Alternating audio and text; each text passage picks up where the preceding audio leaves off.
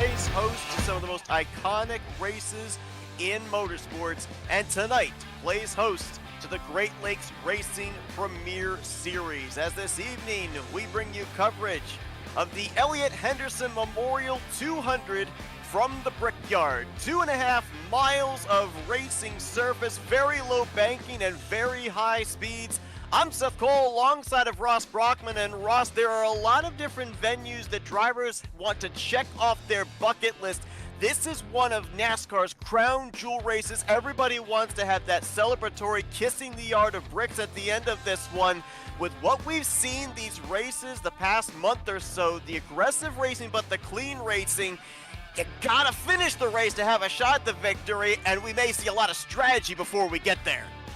Yeah, this is a longer race for us. I know, like, kind of traditional of how real life racing is, especially with stock cars, is start off at Daytona. About midsummer season, you got the Indianapolis race, kind of sharing the grounds that IndyCar made famous, of course. But yeah, I think the strategy at Indy, no matter what series it is, comes down to fuel mileage and sounds like even potentially some tires. We saw in practice a lot of tire wear. So this car's kind of slipping and sliding. There's going to be a little bit of survival and just make sure you get to the end. But I think track position is key. And there's a lot of different options as far as, pitting without going a lap down if you're one of the leaders, or, pitting when a caution comes out and then trying to skip to the next caution by staying out. There's going to be a lot of different strategies, and it'll be fun to watch.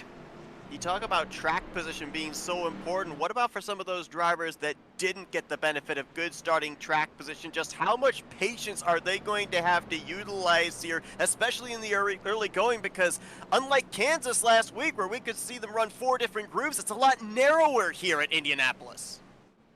Yeah, it's I think about even just at the start initially to have the 2x2 getting down into one. It's such a, where they talk about, like, it's a canyon down the front stretch here at Indy, and then when you drive down it in these cars, you feel the wall on each side, and it's so narrow as you get down into one. And I think turn one is way narrower than the other corner, so that's a little scary as far as just making sure that you give each other room, and that's, I think, part of it. The drivers in the back half of the field making sure that they just get through these first couple laps. A track blocking caution could potentially happen if all of a sudden you have something crazy happen on the start. Make sure you get going, get rolling, and like I said, a little bit of survival, especially right off the bat here. You're seeing your starting lineup for tonight's 80 lapper scrolling on the bottom of your screen. 36 strong will take the green flag here this afternoon at the Indianapolis Motor Speedway. Starting from the pole position is Christian Peterson. 2 victories on the year, but this is only his first pole, his first time he started from the inside of the front row, looking to be the first 3-time winner on the season. Was joined as a multi-time winner last week when we saw Hunter Madalinas go to victory lane at Kansas. Yeah, starting up front, that's going to be a key thing here for these drivers. Keep that track position initially, and if you're the Peterson, you get that opportunity to hit the restart zone and maybe potentially be one of the only drivers that doesn't have a driver alongside of him entering that turn one. But yeah, looking at some of the other drivers, Ashton Lawson, Tony Manji, Matthew Weeks, all starting up in the top 5. Zach Henry was outside pole sitter. I think all 5 of these drivers are fast. Really great drivers to contend tonight. But yeah, some of these drivers farther back. I see Madalinas in 7th. Yeah, it'll be fun to watch some of these drivers drive through the field. And then I think throughout the night, we're also going to maybe even talk about some of the drivers that are not here. I noticed about 8 of our top 25 in points are not racing tonight. And that's, that happens. You get to summertime, people are busy. Sometimes you have to miss a race or two, and that might, mess with our point standings throughout the night and post-race tonight.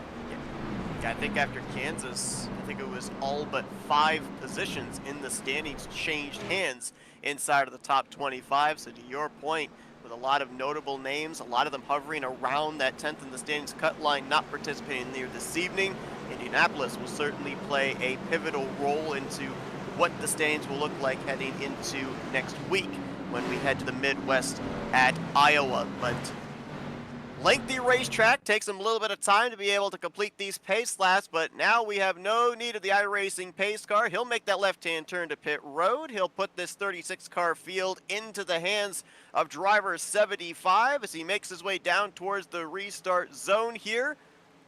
80 laps in front of these drivers. Who's going to get to kiss the yard of bricks? We're racing here at Indy.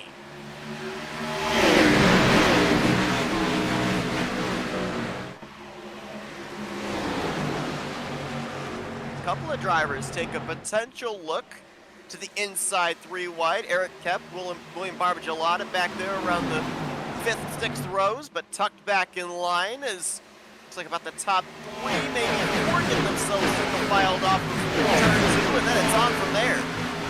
You see Peterson even kind of breaking the draft a little bit. I don't know if they're up to speed enough to get that. I guess maybe a little bit down this backstretch, but nice little lead here for Peterson, and Ashton Lawson was able to grab 2nd around Zach Henry. So just yeah, this you see the front 5 or 6 all single file and pretty much double file back farther. A lot of drivers just tiptoeing around each other, and so far great start. This first lap was great job by everybody giving each other room.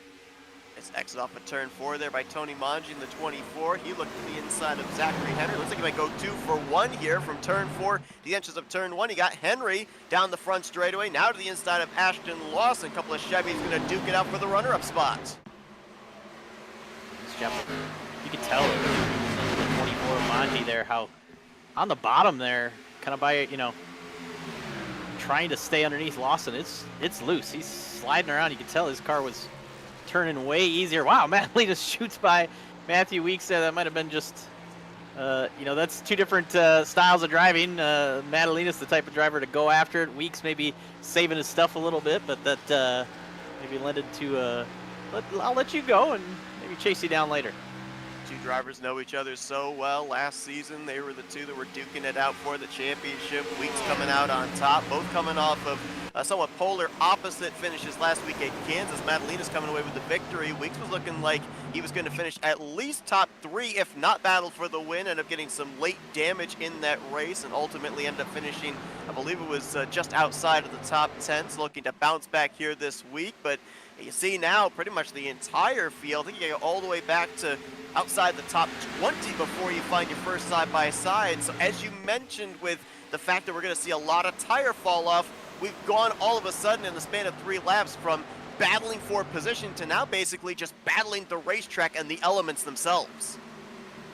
Yeah, just yeah, you get in this kind of, I don't want to say a lull, but ultimately, okay, let's now you've settled on which spot you're kind of going to be from your start. You maybe grabbed a couple positions on the start. Now it's a matter of, can you work one at a time with the drivers around you, whether it's making a pass, getting a run on somebody. You have to set up the secondary corners, turn 2 and turn 4, kind of get some momentum and get, pull alongside the driver entering the next corner and see if they either let you go or if they battle it out. But right now, yeah, that's the goal, is you just kind of ride a little bit, see where your momentum is, and if you can make a pass, you try to do it. One driver that is definitely on the move since the drop of the green flag. You see him there on the inside, that white and blue number 71 Chevrolet of Hudson Geiger. He's picked up 7 spots since the drop of the green flag, and he's looking for another one here to the inside of Shane Neiswanger.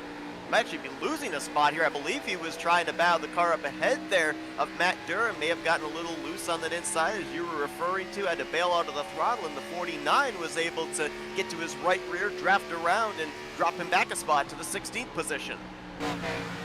Just even get a little bit of the curb on the 4 there, and I think that kind of just, it's hard to maybe get gripped there. Oh, wow, that 71 got a little sideways off the corner, off turn 1 there. You get down on that curb a little bit. It's not really a curb as much as just like a rumble strip, and it kind of just makes it hard to get back in the gas when you're on that. I know it's so easy. You want to cut that off and try to gain some time there, and it maybe washes it out once you get a tire on that. 53. Current points leader Jared Duda, he was taking a look there. I believe that was on Eric Kemp for the 8th position so far. 5 races in the books, 5 finishes inside of the top 5 for the driver, number 53 Ford out of Manji Motorsports. Obviously still very early on in the season, but after 5 races, he's accumulated 65 points over the cut line. He's still looking for that first trip to victory lane, but if you're trying to have a good, consistent start to the season, Jared Duda has done exactly that. Yeah, for sure. Just obviously super fast every single week when he shows up, and yeah, I think he wants the win. We talked to him multiple times this season. I think he'd love to get the win, but it's a kind of a consolation prize to know that you're leading the points. It's a long season. We're closing in about halfway of the regular season here in I think another week or so, and that's it's a good spot to be in right now.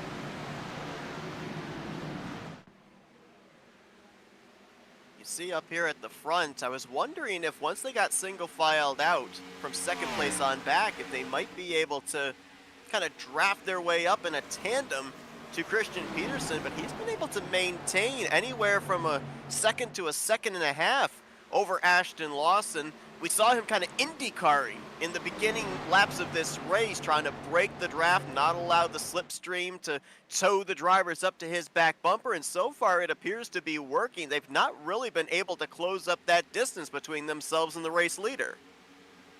Yeah, Peterson's kind of.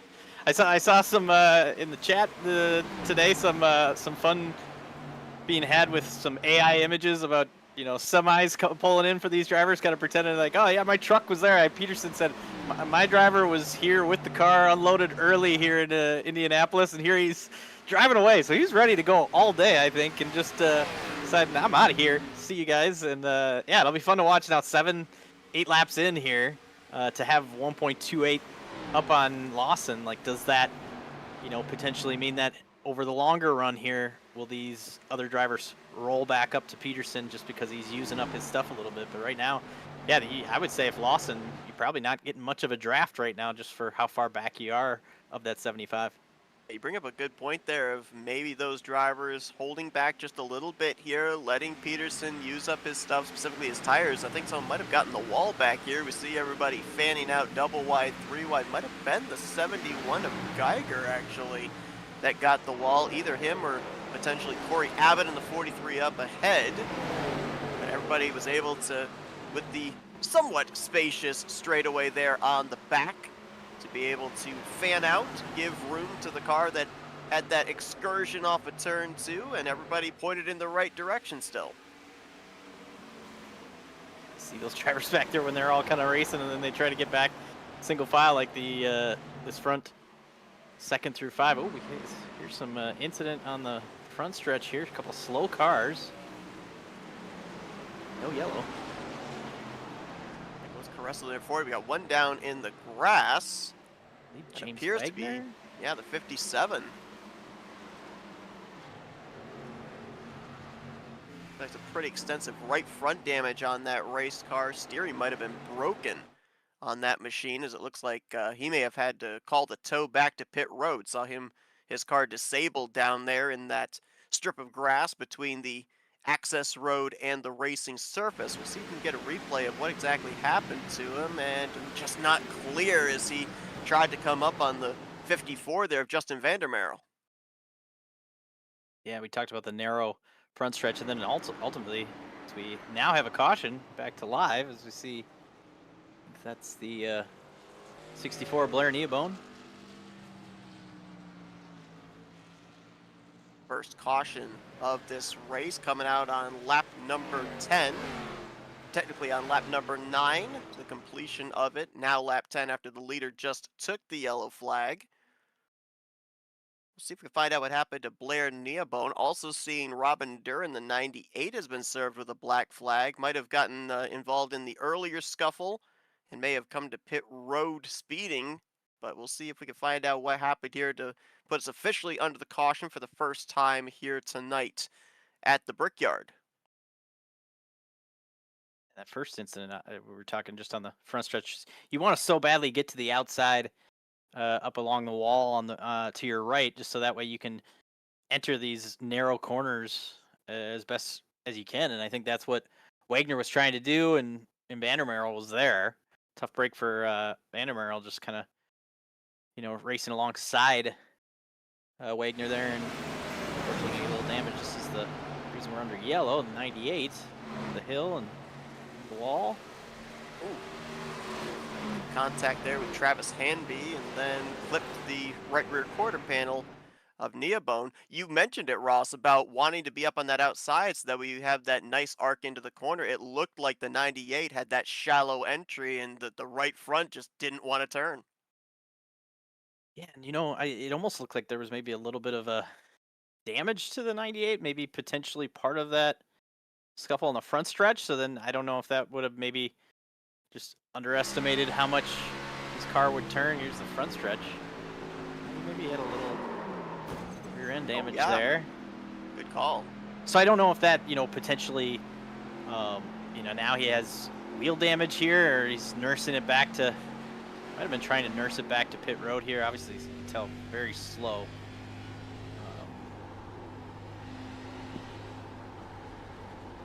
Just kind of, and I don't know once he got down to 3 if it just didn't turn, and that unfortunately got the wall and kind of bounced off of it and grabbed another couple cars into it, unfortunately.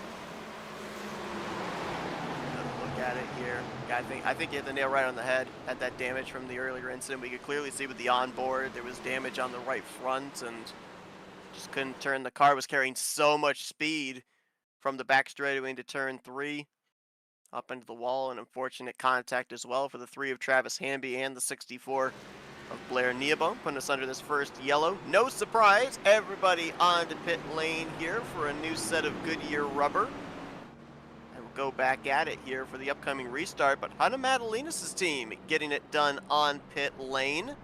So he'll restart as the leader, looking for back-to-back wins after taking the checkered flag last week at Kansas, which ended what was about a 3-week spell of really, really poor performances going into that race. His last 3 finishes were outside of the top 20, so it was great for him to not only get back to victory lane, but gain a lot of those points back that he has lost. He's now back above the cut line, sitting 9th in the standings, and we talk about it, sometimes you just need that one race to kind of get the wheels going, get that momentum churning in the right direction. So now the rest of the field's got to wonder, has Madalina's finally gotten the gremlins put behind him and going to get back to his winning ways?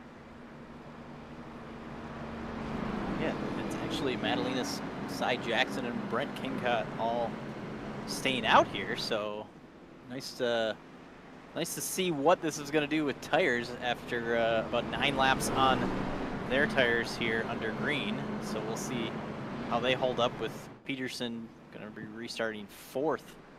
First guy on fresh tires. So you have 4 sets in the pits here. So, kind of my quick math, I think, taking a set right now, you're, not too early, but maybe some of these drivers feel like, the top 3 staying out is just a way to make sure you can save another set for later.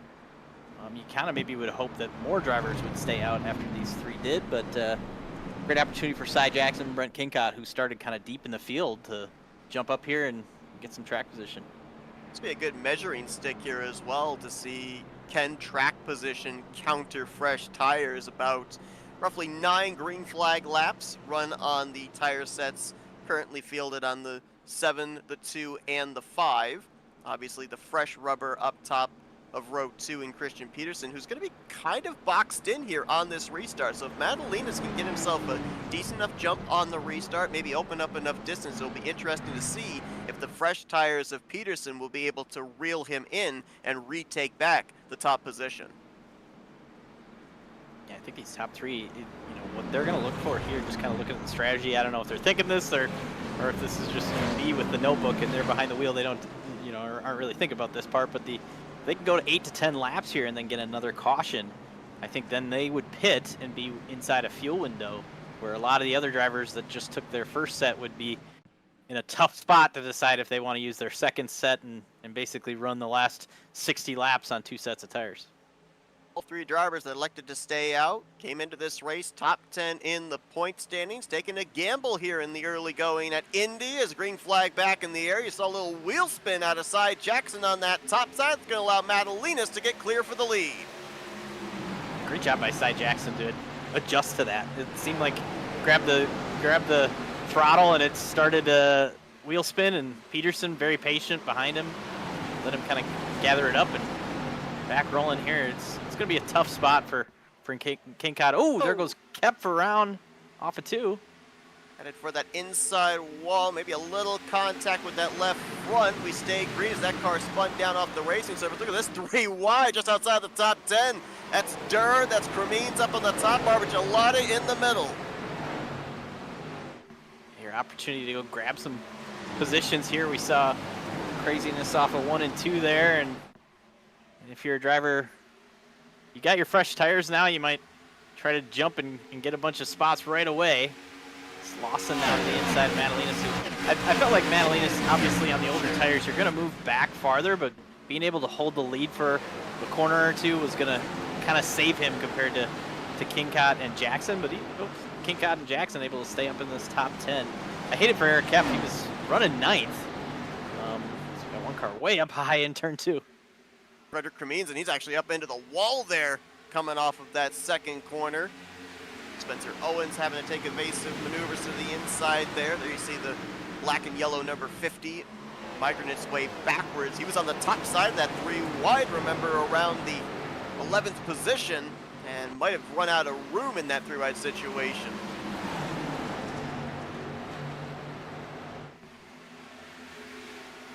I just wonder if some of these drivers that are on 3 that are on the older tires, you don't want to fall back too far, but ultimately you're kind of at just the whim of the tires and what kind of grip you have. But if you can stay up in kind of the mid pack, I think that kind of still washes it out to kind of equal to where you were, but you still have an extra set to hold. But if you get pretty far back and then we get going green, I think that was King Cod maybe getting the wall a little bit there.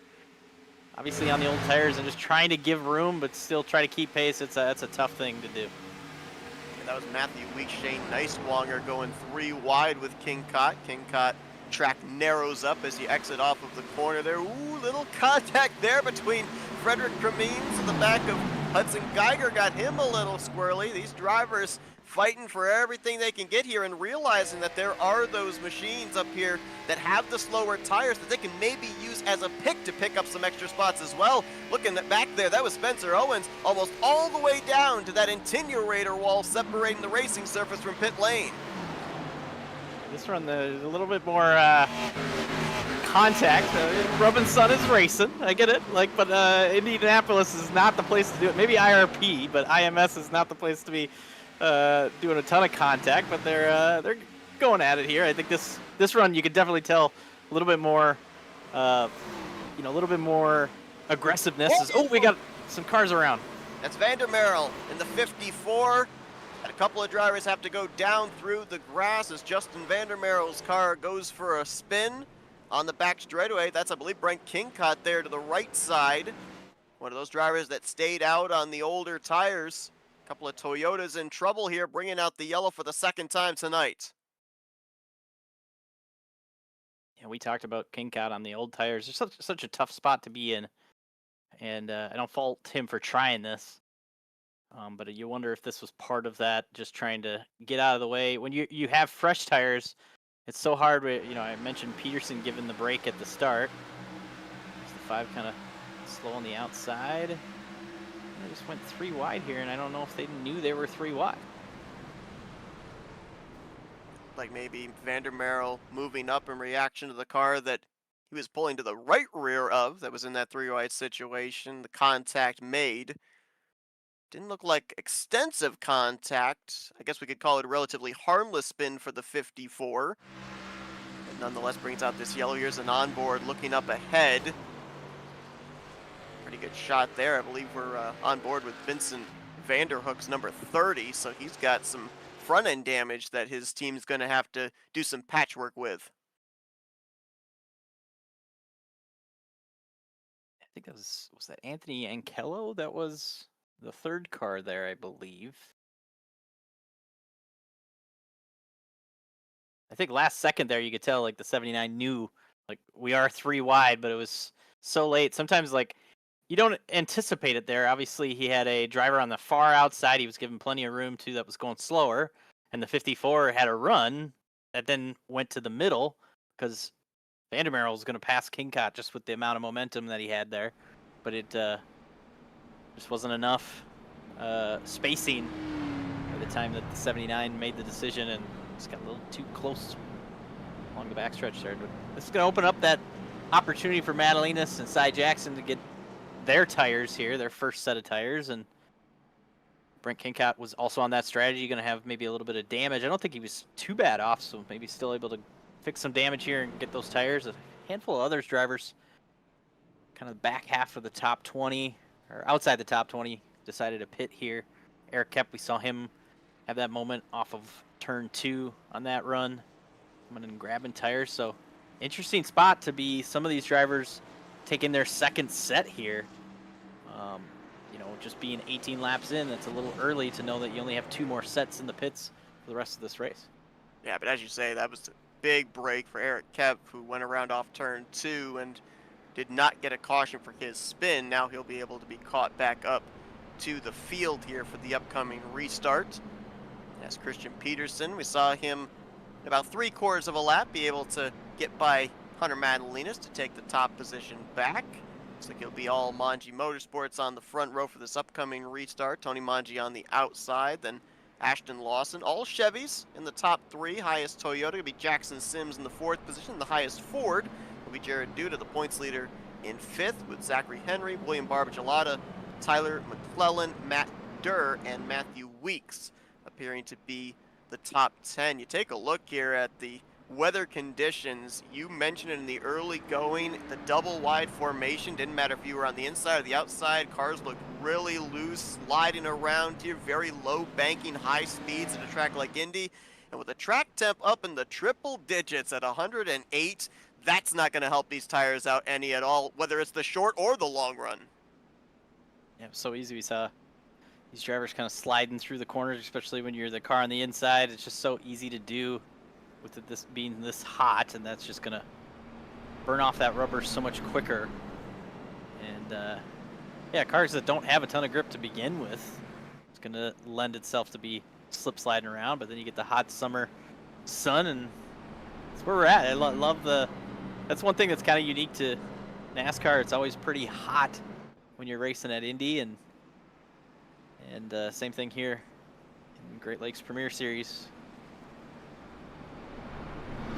With Brent Kingcott was still sitting on pit road getting repairs done. We do have a couple of drivers already, it appears, out of the race.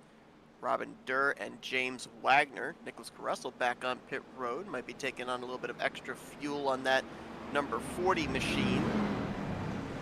The lights are out on the pace car. We'll get ready to go back green flag racing here at the Indianapolis Motor Speedway.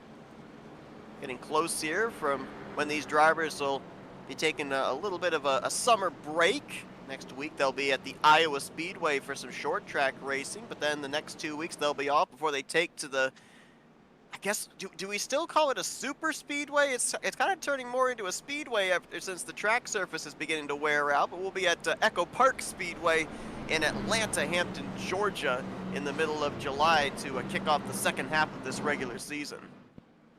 Yeah, it definitely still has that super speedway feel to it, and I think that be fun to watch. It's got a mix of both old school Atlanta next month and then Echo Park later in the summer. So it'd be cool to see both versions. It's 2 totally different, great mix of races here, and definitely a crazy run to the second half of the regular season as these drivers try to make that top 10 in points. Yeah, you're right, the legacy version, so not even an argument for super speedway when we get there on July 14th. Full-on speedway racing at the legacy version of that D-shaped 1.5 miles. But Christian Peterson back up through the gears, gets us back underway here in Indianapolis. Quarter of the way through this evening's race at this historic track, and Peterson will clear to the top spot. Manji will slot into second. Battle will be for third as Jackson Sims tried to stay to the rear quarter panel of Ashton Lawson, couldn't do it, and here comes Duda. It's the opportunity for that 53 along the bottom there. Try to, you wonder if there's a little bit of side draft. You got Sims pushing Lawson here. That great job by Duda to be able to keep the momentum up and stay with, even with Lawson. Going to pull a little bit ahead and now grab the spot through turn 3. And oh, we got Matthew Weeks. Hold on, going to take the access road. There's another car behind him on the access road as well, as they were 4 wide. I believe that might have been Aiden DuPont. I couldn't tell for certain, but wow, that was 2 tremendous saves in an area of the racetrack where if you're sideways, you're pretty much wrecked. Yeah, that's a lucky spot. Well, I mean, I wouldn't say lucky getting losing a bunch of your track position there, but obviously a slide where you're able to use that access road, you know, the grass and the curbs here. It's sometimes you get down there and you're going to get damaged just from that, but you know, be able to grab a gear and drive down on the road and get back rolling. I think Weeks still up in the top 12, which is crazy to me to pull that off. That's a Geiger. We saw him on pit road, and yeah, I already lauded about the fact that there's very little banking to utilize in the corners. There's no banking down there on the apron. That is as flat as can be. And somehow Matthew Weeks was able to keep that car underneath him. And as you say, keeps himself still up here in the hunt of getting back into the top 10, slots in right in front of Frederick Ramines in the 12th position. What would that have done for the tires here during the course of this run? Would that have worn them down enough that that's going to take away some long run speed on the latter half, or do you think it may not have done all that much since that car was not really into a full spin? I was going to say, he was, you know, it kind of just almost like he took the shortcut. I don't know. Obviously, it was a little bit sideways, and I don't know if that would have done too much to start, but really kind of gathered it up. And in order to gather it up, it was pretty much pointed down that access road, and gave him the opportunity to just kind of get the tires back straight, get back rolling, and catch momentum. So worked out in the end. I don't think it was good for the tires, but I don't know if it was too bad. As you see, Analyst here in the picture to 14th with his fresh tires. Cy Jackson a handful of spots behind him, looking a little farther back there. Looking at lap times right now, I mean, most of the drivers up here towards the front running in the high 53s to low 54s. Back in traffic, Madalena's just ran a 54 flat, so there's about a half dozen drivers in front of him that he was able to run faster than with the benefit of those fresh tires. But as you can see, this is a very long racetrack, specifically these straightaways. It took a long ways to look back to see the green roof of that number 7 and the distance he has to make up to get to the race leader, Christian Peterson. I think at this point, you definitely want to hope this runs long here, so that way you can take full advantage of these tires to kind of get your track position back if you're the 7 and the 2. And then once you do get your track position back, it's just a matter of, do you get a caution and you're back on schedule with everybody else, or does it run green and green flag pit stops? You have a little bit more flexibility with just a little bit more fuel in the tank to go, you know, about 6 or 7 laps farther. So Matthew Weeks, we talked about, did he burn up a little bit of tire with that slide? He just made a pass there, I believe, on Hunter Brittle, trying to get back up, closing on that top 10. It did space out this top 20, really kind of broke up the top 10, and then 11th on back are a little bit farther back here. So the draft is a big part of this track. Obviously, if you get far enough back, you can kind of lose that, and that will even slow you down a little bit. It's not, you know, like Daytona or Talladega, but it is something that you want to kind of be close enough on the straightaways to be able to keep momentum up and use the draft to stay together and keep your lap times up. It certainly can affect as well when you plan on making pit stops in relation to the drivers in front of you. If you're trying the leapfrog process, you got to obviously kind of work the mental calculator. It's called the delta of, will I come out with traffic? Will I come out with drivers that I can draft with, or will I come out all by my lonesome and be a proverbial sitting duck? As we see Hunter Brittle continuing to bleed positions. We saw Weeks Madalenas get around him. Frederick Ramines now trying his fare. The fresh tires of Cy Jackson there, as well as Spencer Owens. A little further up towards the front there, you see the top 3 Armanji Motorsports. You saw the points as they run, all occupied by those 3 drivers. But one name that we saw, we mentioned, was not in the field tonight. He told us last week after his podium finish in Kansas he would not be part of the festivities this evening. Elliott Henderson has fallen down below that cut line, so we do know that more than likely, unless things changes for the rest of his competition in this race, he will be going into Iowa next week looking to get back above that 10th in the standings cut line. And I feel like I say this every week, but one of the things I always try to look at before we jump on the air here is just past winners, and 3-time winner here at Indy, so he's got to be kind of kicking himself a little bit that he is missing tonight just because past success. But like I say almost every week, he's had past success at almost every track in this league. Definitely, I think he wants to get back to victory lane just as much as he wants to make that postseason, so we'll see if that happens when he gets back behind the wheel this season, another week or so. But yeah, here's on board with Duda as he was up to third now, trying to chase down Peterson and Manji. He's bringing Ashton Lawson along with him as well. You could throw a blanket over second through fourth. A couple of Chevrolets and a Ford as Peterson continues to enjoy his roughly about 5 car length advantage back to his teammates. Looked like at least the last couple of laps, the 53 and the 26, a little bit quicker than the 24. Not sure how much draft is coming into play here on these long straightaways. We know Tony Manji's got good long run speed. If you need an example, just go back to last week when he started that race from pit road and was able to fight his way up to finish inside of the top 10. Another driver we talked about, Henderson in his past wins here. Another driver that I saw on a past winner list for this track here in this series is William Barbagelata, who has kind of just quietly worked his way up into this top 10. Started in 11th, so just outside of the top 10, but now up to 7th here and kind of in this third group here, trying to just, like you say, stay in this top 10 here, get some positions when you can, but a driver that trying to get up here and maybe contend for a win once again here at Indy. Barbagelata, he's made 3 of the previous 5 starts this season. He ended up missing out on Daytona. We had him in the booth with us for a portion of that race. He also ended up missing, I believe it was Auto Club. So he finds himself a bit behind in the points, but a solid run last week at Kansas brought it home inside of the top 10 in 7th.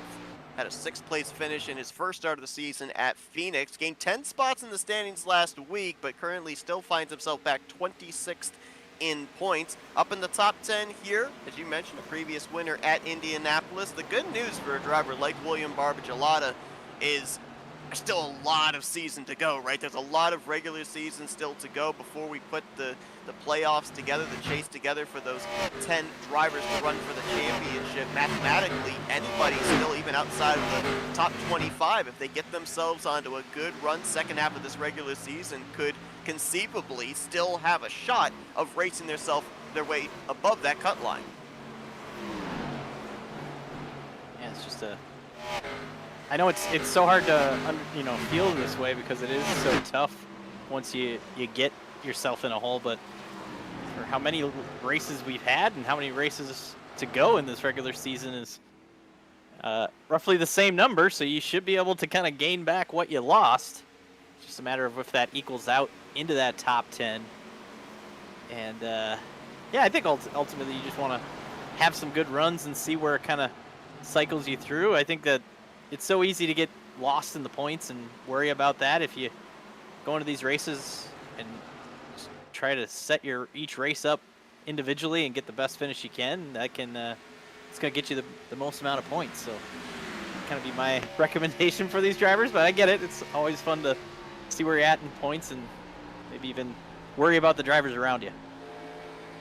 Hudson Geiger coming back out on the racetrack, 9 laps down, but going to try and log some laps, maybe gain a couple more points before the conclusion of this race. Still a lot of race to go, 50 next time Peterson hits the stripe here. Robin Durr has actually returned to the track as well, minus 10 to the race leader. I was keeping an eye back there. We were watching William Barbagelata, got a couple of green Fords nose to tail, now side by side as a matter of fact, as Hunter Madalinas will make the pass for the 8th position. There's only about 7 laps difference between Madalinas and the other drivers around him, but we saw what difference tires can be on the first restart of the day Is this forward momentum, are these fresher tires going to continue to be an advantage for Madalinas as the run continues, or will there be a point where the tire wear kind of evens out between him and the rest of the competition? Yeah, I just kind of been watching even just the last couple laps with Madalinas and Cy Jackson, and Cy Jackson, his lap times have kind of evened out with what Peterson's running. Obviously, Peterson out front, clean air, where Cy Jackson's dealing with other cars, traffic, maybe even having to slow down a little bit to make passes. So he's kind of evened out. Madalinas about a tenth, maybe 2/10 that last lap. We'll see what he does this time by. Just pretty much 2/10 faster yet over Peterson, but still so far back, 3.8 seconds back to the leader. You're going to have a lot of work yet to keep passing these drivers. But right now, I think that previous caution, it's kind of reset Madalinas to kind of, he started 8th, so he's up to 7th now. I think this is kind of, he got his track position back. I think he'd love to be up in that top 5, but now it's just a matter of, do you try to stretch this a little bit farther? I think some of these drivers are going to be eyeing pit road here the next, anywhere from 3 to 10 laps, somewhere in that window for these first drivers, but then Madalinas, he could go maybe a little bit farther than that, so we'll see if that's the case. I think for Cy Jackson, it was a great call because ultimately he was running kind of about 20th, and now he's up to 12th, and has the freedom to be able to go a little bit longer here if he wants. So a good job of gaining some track position with that call, and ultimately giving him some options here on this next pit stop. It's interesting when you go back and talk about Hunter Madalinas last week at Kansas, 106 laps completely under green. We didn't see a single caution in that race. He led a race high 78 laps, and he told us when we talked to him down in Victory Lane, he said, before the green flag even dropped, I already had in my head final pit stop was going to take place with 20 laps to go. We've seen him here tonight go a little bit outside the strategy of everybody else. Does he already have, do you think, a strategy before we even took the green flag in this one and is following that strategy, or was that call to stay out maybe a little adjustment to his prior race strategy? Yeah, I think it's ultimately, I was looking kind of, one thing that I always do, and I don't know if this is something that Hunter does, but I always take, okay, how many tire sets do I have, how many laps in the race, and kind of divide those tire sets, and ideally every set for tonight you'd want to run about 18 laps on them. So he pitted on lap 17, so that was right about where you he would kind of be breaking it up if that was his plan. Just obviously that's when the caution fell. But if you're gonna get a caution-filled race, wow, these guys are so close to the wall. That was a great shot there off of 2, but that might be the case. Is he's just thinking, I want to pit every 18 laps. Obviously not under green. If the cautions fall the right way, that's when you're going to make the stop. So it gives you that ability to make sure you're maximizing tire wear and tire sets, and you can kind of drive the same every lap. And that's something we talked about last week with Madalinas. He is that type of driver, kind of driving the same all the time.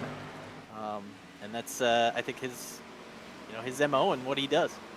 Saw that great racing there between Tyler McClellan, Frederick Kameen. McClellan started this race from upside the top 10. They were battling for the 16th position. Aiden DuPont back there. You kind of look at some of those drivers, I believe that's Eric Kemp coming out onto the racetrack here. He just made a pit stop, and that was going to kind of be my question here for some of those drivers back in that area.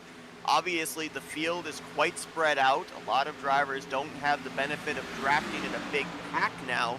Is there anything that those drivers can do pit strategy-wise to kind of leapfrog the drivers ahead of them, take on those fresh tires, and take advantage of them before the rest of the field in front of them come down and get their fresh tires as well? Is there like maybe a certain number of laps you want to pit before the rest of the competition? Maybe get clean racetrack to put those tires to good use and gain some track position on the other side of the pit stop cycle. Yeah, I think that's ultimately not a bad plan to hit pit road a little bit earlier here. The worst part, I think this is ultimately going to work out for Kep if we can get all the way through the pit stops. But unfortunately, he's down a lap now, and now he kind of regains the track. You see in front of him, look at all these cars that now, when you rejoin the track, you're going to be kind of, maybe I always kind of break it down with the size of this track. When you pit, you're going to come back out, a little bit farther in front of where you were running, but now just a lap down. So if you're looking at the cars that are around you, you're going to hit pit road and jump ahead of them on track, and then be racing those drivers that were farther in front of you. So when you're mid-pack and you do this strategy, you're going to have to deal with traffic. I think I would love to see one of these drivers up in that top 4 try pitting a little bit early here as that window closes in here. I think we're about 3 laps away from them kind of having to pit anyways here. So we'll see if anyone dives down to pit road in the next couple laps and try to get those tires early. And you never know. You jump to pit road and you get a caution as you're on pit road. That's always you know, kind of like hitting the jackpot. You can get all that track position if that happens. If you're looking for a candidate, our points leader might be one of those drivers that will make the early dive onto pit lane. Jared Duda, he was up in 3rd. He has since lost positions to Lawson. Sims Madalinas has dropped back to the 6th position. Just saw him that last time off of turn 2, back end of the car sliding around. Obviously the rear grip has gone away as now here come the fresher tires of Eric Kev. And he was talking about last week at Kansas too, how tire management was not exactly working out in his favor, did not allow him to be able to reel in Madalinas for that overall victory. So I almost wonder if maybe pretty soon we'll see the hand out the window down the back straightaway for driver 53 to potentially make the dive as Madalinas continues to charge forward. He's now worked his way up into the top 5. That was the 4th position exchanging between himself and Jackson Sims. See Kep here trying to, he's going to use the outside. He's got the fresh tires here. Gonna line up right behind Madalinas here and push him by Sims here. Gets a little bit more of a gap there, but yeah, I think this is interesting time for a lot of these drivers. I think Peterson's got such a big lead that some of these drivers in the outside the top 10, I think you're so nervous that when you pit, you're going to be a lap down because of how big of a lead he has. So it's kind of maybe forcing them to have to stay out and kind of run this like you would a lot of other tracks. Oh, there's Matthew Weeks coming down. There we go. Love that move to get to pit road here. We'll see where he kind of cycles back out running up in the top 10. He comes down here, gets 4 tires and fuel. When he comes back out, will he be in front of the pack or somewhere kind of mixed in still in that top 10? Down to pit road speed, a relatively easy pit road to get onto, but gotta make sure you don't overstep as, oh, Eric Kev got up into the wall there trying to get around Ashton Lawson. See Madalina Sims gonna make their way on by. Not sure exactly how hard a hit Eric Kev took, but it definitely slowed his momentum down the back straightaway. And you want to get all you can on these fresh tires because that's the strategy that Kep's decided to move with here. And unfortunately, the other side of that is also just trying to be smart around the leaders, try to be safe around them, make sure you're not causing any incidents or getting in their way. And it's so tough. We talked about it on the old tires, even on fresh tires around a bunch of old tires. It's so tough to navigate that as Kep's going to try again here on Lawson. There's a couple more coming down. We have, looks like Matt Durr. This will be Zachary Henry just up ahead, who spent pretty much the entire race up there solidly inside of the top 10. And Matthew Weeks did pit first of this group and did get back on track in front of the leaders. So he's got the clean track right now, going to be able to hit some great lap times, try to jump a bunch of these drivers up in that top 10, I think, with this lap or two fresher tires here. So a few of these other drivers now getting another lap or two ahead of these leaders, getting down the front stretch here to see if anyone else. Looks like maybe Jackson Sims. Look out, Lawson trying to get to the inside here, trying to get woed up to this timing line. I don't know if he got there, but narrow pit road, kind of hard to get down to. Nice longer Trey Holmes back there as well, coming down pit lane. Frederick Cremines also in. We had Rod Fastenal on pit road the lap prior. He did not get the car woed down by the time he got to the timing line. Black flag issued to driver number 4, so he'll have to make his way more than likely back down pit road for a pass-through, or they may hold him for the 30-second penalty before they service his race car, which is a tough break because he did a great job of avoiding that wreck that brought out the second caution. The back straightaway used the grass on the back stretch to be able to avoid that wreck, and it kept his nose clean the entire day, but now he's going to be bitten by pit road speeding penalty as here comes the race leader, teammate right behind him in second. Madalinas will stay out. Question's going to be for how long? should be able to go at least another 4 or 5 laps for sure, maybe even stretch it to about 7 more. But you also saw Eric Kempf go by there, getting back on the lead lap now. So his strategy, at least he's got a little, kind of can take a little bit of a deep breath here and just see where it cycles him back out. But you see now, if you're Madalenas, you look ahead and you see these drivers coming off a pit road with fresh tires, and as long as you don't have a bunch of fresh tires in your mirror, which will probably happen here in a little bit, you can kind of just continue to make lap time. You know you're going to be on the old tires right now, but for now, at least you can, lots of clean track around that 7. Blame him to run a little bit longer here and then have those fresh tires again for this next run, even though they'll just be a couple laps compared to the front runners. Peterson's down and away. Matthew Weeks, he was bypassing a lot of drivers. I'm not quite certain he was able to leapfrog Peterson. Yes, he just did. He just passed Christian Peterson for what would right now be the 9th position, but more than likely when things cycle around, he'll be the new race leader. So that call to come down just a little bit earlier is going to work. He'll now have the clean air once this thing cycles around. He will find himself about 2 laps shorter on tires to the 75 behind him, but again, this is going to be that old question. Does the track position counter the fresh tires in the rearview mirror? Yeah, it's gonna have to be a pretty long run to well, I mean, if you're Weeks, you're gonna hope for a short run here, and hope a caution comes out here in the next couple laps, so that way you can kind of just cycle yourself back up into the top 5. But I think a lot of these other drivers that saw Weeks pit early, they're hoping this goes a little bit long, because then they'll just wait for Weeks to kind of fall back to where he was running and maybe even gain some spots here. I'm looking at some of these drivers. I saw Kressel also still on the racetrack. He topped off on lap 18, so didn't grab tires, but was able to do that. James Shiflett also pitted with Madalenas and Cy Jackson, but didn't take tires, so he's able to run a little bit longer here, though he is a little bit farther back just because he didn't have tires from that first or that second yellow when he pitted, but he's going to hit pit road this time. Most of these drivers going about roughly 25 laps max on what they had in the tank.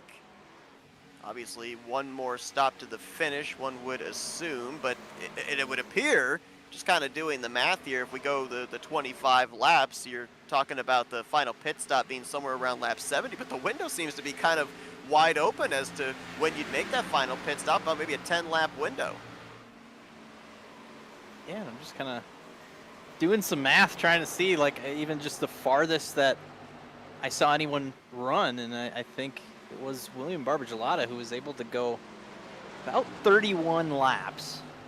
So, I think if you look at Madalenas, Cy Jackson, Kressel here, if you can get to about lap 49, I think Barbagelata was pretty patient on that run. Obviously, he had a caution lap or 2 to start that run to save fuel. So if you can get close to lap 50 when you make this pit stop here, could you potentially stretch it enough at the end of this race to get you all the way to the end? What I like about Madalenas and Cy Jackson, because they've been able to run a little bit long here, but still be in the pack to start this run, they have a nice lead right now. So you might, if you are able to stretch this to lap 50 here, could you then also stretch it to the end of the race and use up all that time? You see Peterson in 4th, but he's 29 seconds back. So over the second half of this race, can you just kind of give up a little bit of time, but also save enough fuel to make it? It'll be fun to see if that is the case. You talked about Madalenas and just kind of the scheduled pit stops. That lap 17 also kind of right, maybe close to a window, and understanding maybe how far he could stretch it. The amount of time right now that Madalenas is giving up to Christian Peterson, who's the highest of the drivers that have come to pit road. We're talking just a little under 3 seconds every lap. As that last time by, Madalenas clocked in at a nearly 57-second lap time and a 54.2 for Christian Peterson. But as we look at the 7, look way back there, you can't even see the 75 coming off of turn 4. So that's a lot of racetrack between himself and Peterson. There you see Peterson. I think he's probably a good Would that be maybe about a third of a racetrack behind Hunter Madalinas? That's a lot of wiggle room for Madalinas to be able to work with on those older tires. Yeah, and we talked about also kind of where these drivers would cycle back with the fresh tires. He's not had a lot of, had a couple drivers with fresh tires. Vandermeer that went by, this time by Corey Abbott went by, so a couple others, but they're just so far spaced out that I don't think he's lost a lot of time either. Sounds like Kressel is going to maybe pit this time. Oh, and Madalinas is hitting pit road this time. That will turn the race lead over, unless he pits as well to the 2 of Cy Jackson. Nope, he's in this time, so by the time they come around to the start-finish line, race lead should cycle back to the pole sitter Christian Peterson. Matthew Weeks will then be second. Zachary Henry, the team did a great job on his pit stop there. He'll cycle into the 3rd spot with Ashton Lawson, Tony Manji going to be the top 5. So Manji lost a couple of spots on that pit stop cycle. Zachary Henry was able to gain a few, as was Matthew Weeks. Another driver that appeared to lose a couple of spots there on that cycle was the 53 of Jared Duda. He got leapfrogged by Matt Durr. He's going to find himself now in the 7th position. Great run here tonight for the 18. There's another driver that's kind of slowly made his way up towards 15. Slowly but surely moving up, making some passes here and there. We saw that second half of that last run. I noticed he was pretty good on the long run. Just seemed like he was passing drivers kind of late in that run and gaining some track position that way, which is a good way to do it. You got to hope that there is a long run, and now that we got it, that kind of helped him gain some of that track position up into the top 10.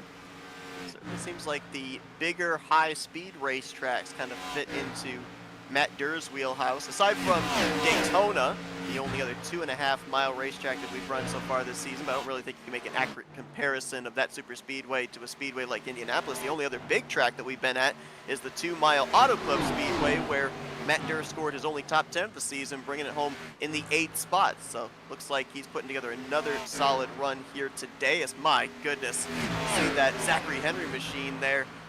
Not difficult to not see him as he kind of peers out from behind the right side of Matthew Weeks' car off of turn number 2. That car is all sorts of slideways on corner exit.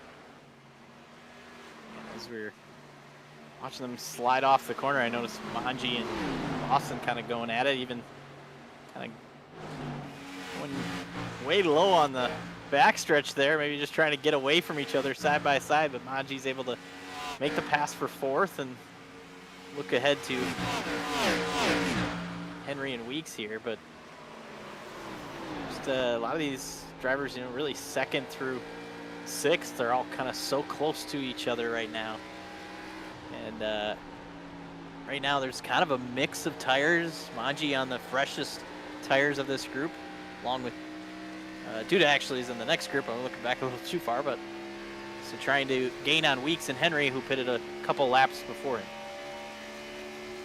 Right now you've got 4 Chevrolets occupying the top 5. Matthew Weeks, the highest running of the Toyotas. Jackson Sims there with him in 6th, so a couple of Toyotas up there inside of the top 10, and looks like a couple of Fords in 7th and 10th with Jared Duda and Frederick Permins. How about Frederick? I mean, we saw him, I think before that pit stop, he was battling around the 13th, 14th position with McClellan and Trey Holmes. He's now made his way up into the top 10, has done a great job of forward progress in this race, had a great qualifying effort just outside of the top 10. He's pretty much been a 10th to 12th place car this entire race.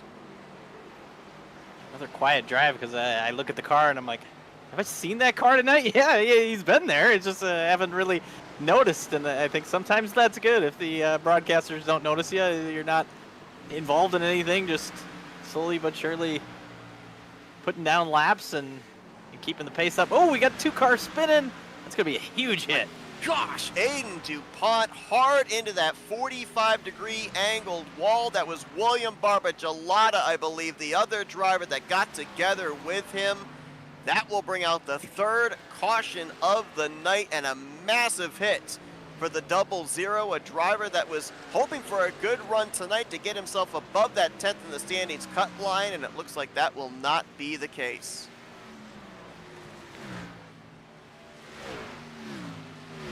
Yeah, we kind of caught the end of that incident, so we'll have to see what happens. Obviously off of turn 2, maybe side by side or just close enough that both of them went for the big slide, and there's not much room to gather it back up off of 2 there before that wall that kind of jets out, and huge hit for DuPont, and I think a significant damage for Barbagelata.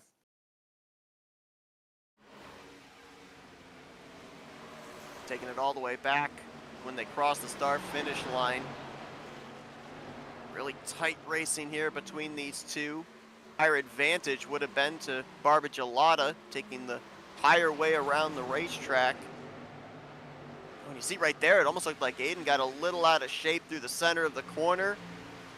William goes up the racetrack on the corner exit, and that's a massive hit. That's an area right there where safety workers can make their way out onto the racetrack. 45-degree angle. I believe there's only tire barriers down there, and you saw how the 00 just shot back across the racetrack. Probably very fortunate that we were in the conclusion of a green flag pit stop cycle, because if that had been under a restart, probably would have had a lot more than 2 drivers involved. Yeah, and I think that was just I think it was hard racing there, obviously, between the 2 of them through 1 and 2.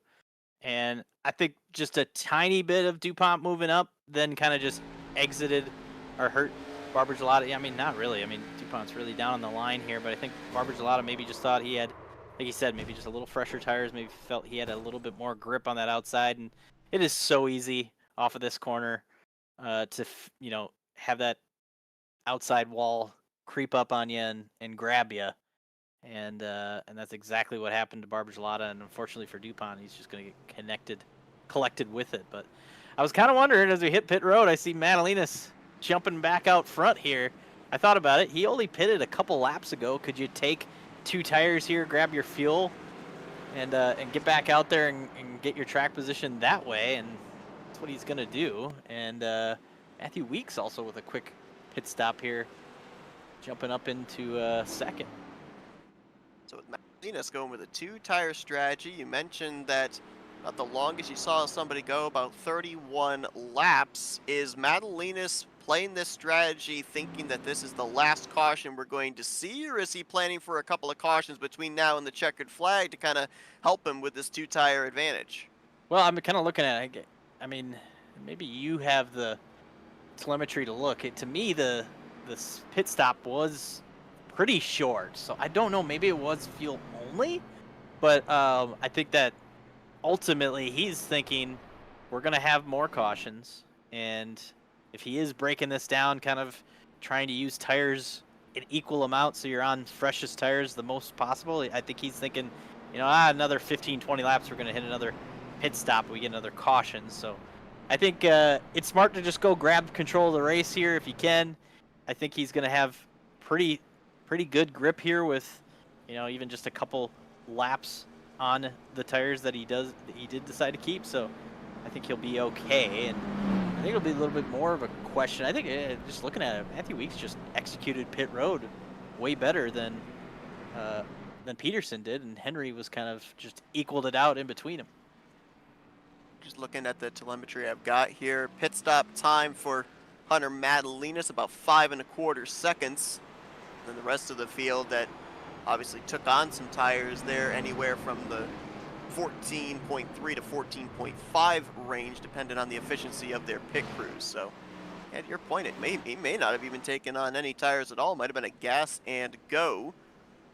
It's only about roughly 3 laps difference on the tires between him and the rest of the field here, 3 to 4 laps. So we saw him play the strategy on 9 to 10 lap Boulder tires at the beginning of the race. We'll see if there's a slight difference here with single-digit laps between him and the rest of the competition.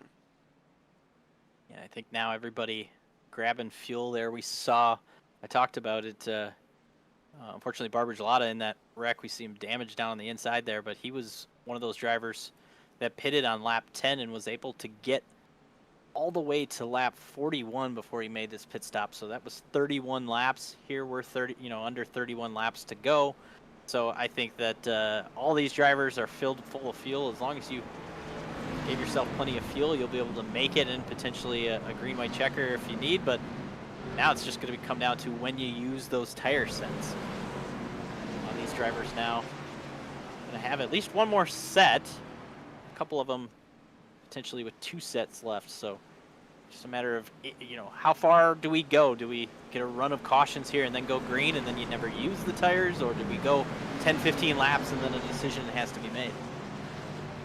We've got 33 drivers still scored in this race. 28 of them will be on the lead lap to take this green flag, which will be with 26 laps to go here tonight at the Indianapolis Motor Speedway. Hunter Madalinas and Matthew Weeks, they know each other very well from a season ago. They're the front row as we get back underway.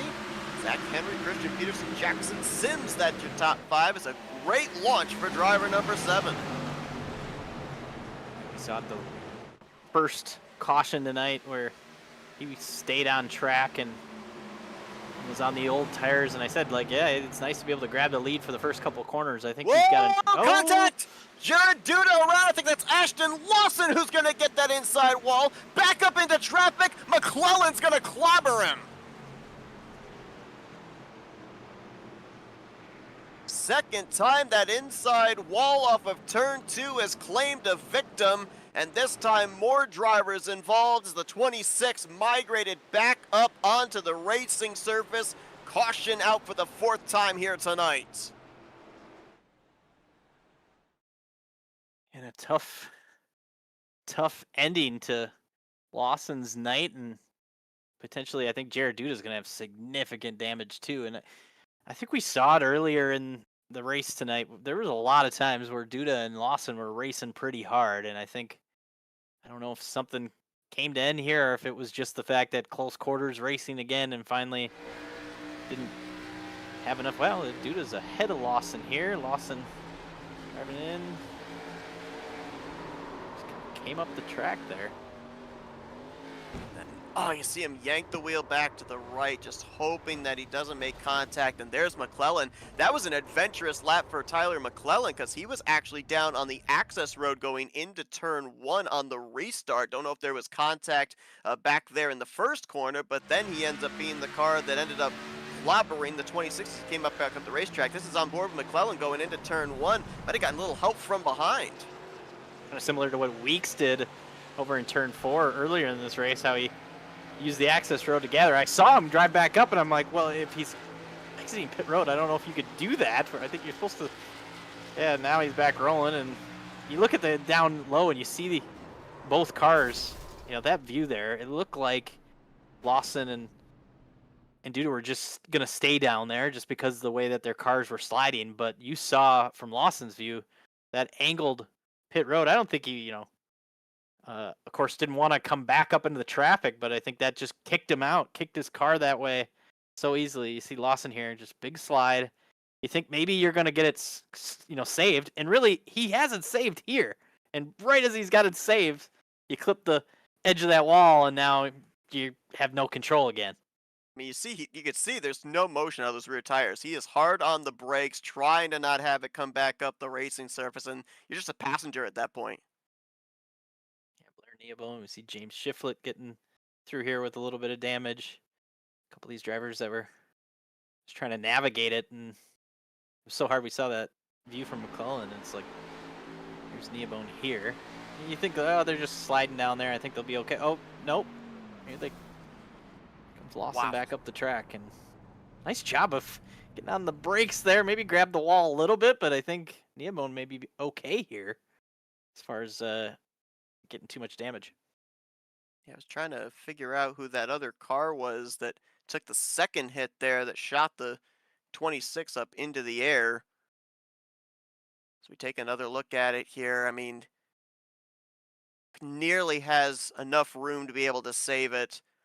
And I specifically was trying not to talk about the good night that Ashton Lawson was having for fear of maybe commentator cursing him. He's been having great runs every single week, just not been able to close it out. And another tough break from here tonight. That was actually the 35 of Breyer Fritz was the other Toyota that ended up getting him on the rebound after the initial contact with McClellan.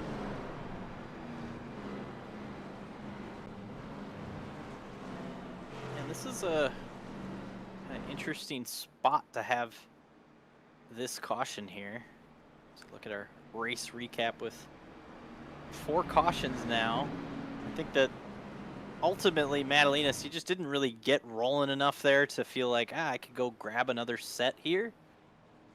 Because he should have 1 extra set compared to the rest of the drivers. I did also notice, the guy that was on kind of a similar strategy was Cy Jackson.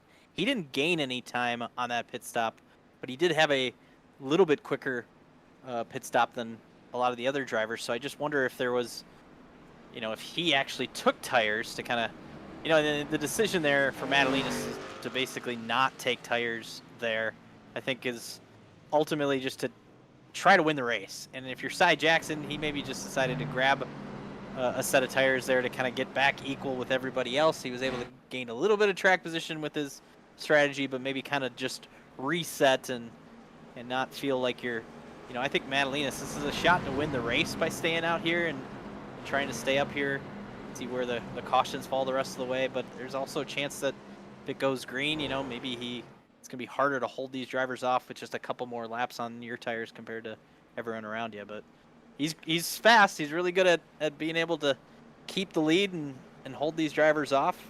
Never know. Again, we need to remind everybody that obviously the Great Lakes Premier Series, they run an entirely different chase system. It's not a winning you're in. It's whoever's in the top 10 in the point standings at the conclusion of the regular season will battle for the championship. So yes, Hunter Madalinas has 2 victories on the season. He won last week at Kansas, but he's not locked into the chase by any stretch of the imagination. So playing a little bit of a gamble here to try and get his 3rd win on the season and keep himself solidly above that 10th in the standings cut line heading into Iowa next week. He will choose the top as the control car on this restart, which will put 2nd place Matthew Weeks on the inside line. Christian Peterson will line up in 3rd with Zachary Henry 4th. Shane Neiswanger looks like, Jackson Sims, he'll be in 5th. They're a little straddled there from the outside line to the inside line. Shane Neiswanger will be 6th with Frederick Cremines, Tony Maggi, Spencer Owens, Matt Durr, your top 10. As we get ready to go back green, closing in on 20 laps to go here tonight in the the Elliott Henderson Memorial 200. Our memorial races up against each other there, Seth. But yeah, Madalinas, I thought that outside lane maybe was just kind of a strategy play to maybe kind of put Peterson, as you see Christian Peterson kind of stuck behind these 2 now. Ooh, they're going to get up the hill a little bit. That's going to be open the door for Peterson to the inside. I don't know, I'm not saying that Peterson's Madalinas' only competition, but obviously we saw how fast he was to start there, and I think if Madalinas starts on the inside, Peterson can just follow him into 1, and now it's taking a little bit more work as we're 3 wide still for 2nd. What a great battle for these 3, staying off each other and staying 3 wide. 3 wide, we almost shaded 4 wide there with Tony Maggi going into turn 3 as Shane Neiswanger had his hands full off the final corner. They're going to fan out down this long front straightaway. Peterson's clear for 2nd. We're still 3 wide though for 3rd. Weeks in the middle, Henry up top. Little contact between those 2 with Maggi forcing it on the bottom. Yeah, I think they're the Weeks on the radio there, just kind of wondering if you get a little bit more room, but I don't know if you can. There's not. Oh, we got a car around. That, I believe, is Noah Morgan in the 36, similar to what happened to Eric Kemp earlier in this race. The caution will not fly, and Morgan will get that Toyota rolling. You got Maggi on the inside of Henry. He kind of goes, they kind of both kind of slide up the hill a little bit. That stacks them up to Weeks right on the back bumper. Sim's going to try to look to the inside as well. It's really, you could see how much it is stacked up everybody 3rd on back, as that line is everyone's so close. As Maggi's going to come all the way down, blocking Weeks here. Going to get a push, shove into 1. Hold on, drivers. clear Zach Henry for that third position. Henry will slot into fourth. Weeks right behind him. Jackson Sims as well. All knotted up, third place on back. Meanwhile, the top two, they're about to maybe have a little sporty battle amongst themselves as Christian Peterson starts to close up that gap. 4.5, 4 car lengths down the back straightaway into 3, hunting last week's winner, Hunter Madalinas, the only 2 multi-time winners on the season, currently duking it out for their third win on the season here at the Brickyard. You see Peterson really able to close up the last lap here. Ran about 0.3 faster than Madalinas on that last lap. You wonder, we saw Peterson so good early on in the run. I wonder if he's using up his stuff to get to Madalinas here. It's just a matter of now dirty air behind. Does that use up more tire or not? And on board with driver 75, you see him running the tire tracks of Madalinas, use that draft to get to the back bumper, now going to shade to the top, makes him high, looks low, not quite going to be able to get to the left rear, but look at the difference through the center of the corner, was able to keep his foot in the throttle a little bit longer, and now alongside for the lead, he may get him cleared off of turn 4. Nice job by Peterson. He did kind of, like you said, kind of shaded to one, then went to the inside, and I think Madalinas covered it, but it was such a late cover that it kind of just got Madalinas a little loose entering, and then just packing air right behind him kind of slid him up enough of the way, and then side by side through 4. Peterson now down into 1 and grabs the lead back. So Christian Peterson out front, and now the question is if Madalinas can kind of regroup and stay with him, or is he going to need a yellow to try to get back on tire strategy? Few drivers back there, Mongi, Weeks, Henry, they would have liked to have seen that side-by-side battle continue for a little bit longer to allow them the opportunity to close up and be a part of that fight. But Peterson clear for that position. Only one driver so far this season has been able to go coast to coast, win the race from the pole. That was Madalinas back at Daytona. Peterson looking to be the second driver as some great battling back here. You see Jared Duda after he ended up losing that track position with the spin and the contact with Ashton Lawson, trying to get by Trey Holmes. Justin Vandermel doing a good job. We saw him do a little 360 on the back straightaway earlier on in this race. Good recovery for him. And right behind him, the 63 of Eric Kemp, who also had an excursion off of turn 2 earlier in this race. So a number of drivers who have had to kind of overcome some sort of adversity, looming just outside of the top 10, trying to fight their way back up into the conversation for a good finish here tonight at Indy. Yeah, ultimately, we talked a little bit. There's a little bit of survival in this race. Track position is important. I was worried when you saw, Vandermeer and Kep have their moments once you lose all your track position. But when we've had some incidents tonight, we've had drivers with some damage that are still out here. It gives you an opportunity to kind of quickly gain some positions back into the mid-pack, and then from there, if your car's okay, you can. We saw Vandermeer and Kep both running great early on, so enough speed there to get back up here and try to steal a top 15 yet. Cy Jackson making his way by Frederick Cremines back up into the top 10. Saw him play strategy early on in this race, much like Hunter Madalinas, driver that comes into this race above the cut line and trying to maintain. He's in a tie for 6th with his teammate out of KFS Motorsports, Bren Kincott, coming into this one. And right now looking like he could very well potentially be maybe even inside the top 5 in points going into Iowa next week. He'll certainly leapfrog Elliott Henderson, who was ahead of him in the standings. Henderson not in the field here tonight. We'll see him on the track next week at Iowa. There you see the way that they currently run. So Cy's been leapfrogged by a couple of drivers there in Madalinas and Nicewanger, but still solidly in the 7th spot. And you can see Zachary Henry. This is a big run for him here tonight, as he's been a top 5 car pretty much the entire evening. This now has him solidly up there above that 10th in the standings cut line. He was 14th in points, 24 points out when the green flag dropped. And you see our top 4 in points, kind of a little bit of a gap. Obviously, Madalinas was able to jump up into the top 10 last week after the win, and kind of leads really from 5th on back of really close battle amongst all those drivers, especially with Henderson missing the race tonight, and just a lot of those drivers kind of mid-pack here, and for